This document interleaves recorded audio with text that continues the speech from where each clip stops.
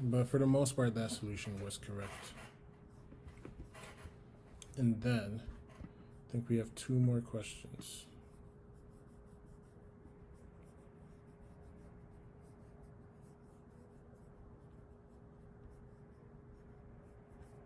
Oh, you can clear all.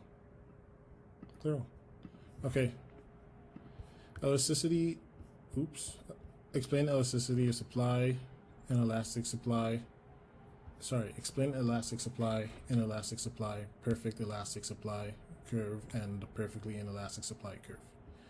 Elasticity is measured by the percent change in quantity divided by the percent change in price.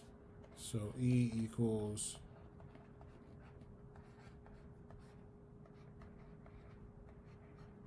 price. Elastic supply, when a small change in price changes, quantity supplied drastically. This is, we call supply is elastic. In other words, the percentage change in quantity supplied is more than the percentage change in price. This elasticity is more than 1, and the supply is elastic.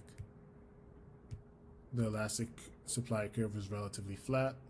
It's a perfect explanation. Inelastic supply when a small change in price changes quantity supplied in a small unit. This so-called supply is inelastic.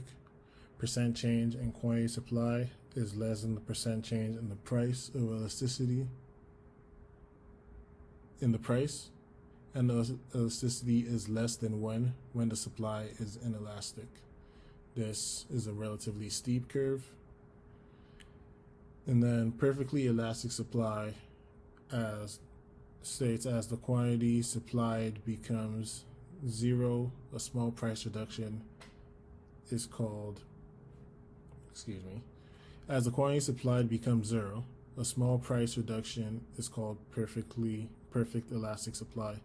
The measure of elasticity equals change in quantity over change in price equals infinite.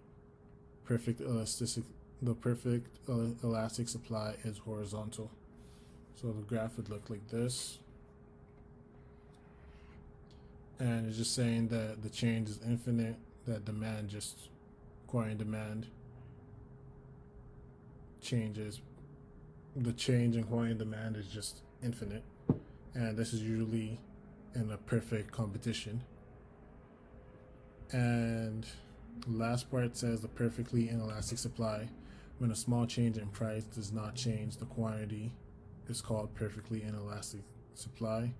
The elasticity measure is 0, and it's a relatively vertical curve. And the curve would look something like this. And that's just saying that change in price doesn't change quantity demanded at all. And for the perfectly elastic supply, a change in price infinitely changes quantity demanded. So these are perfect explanation.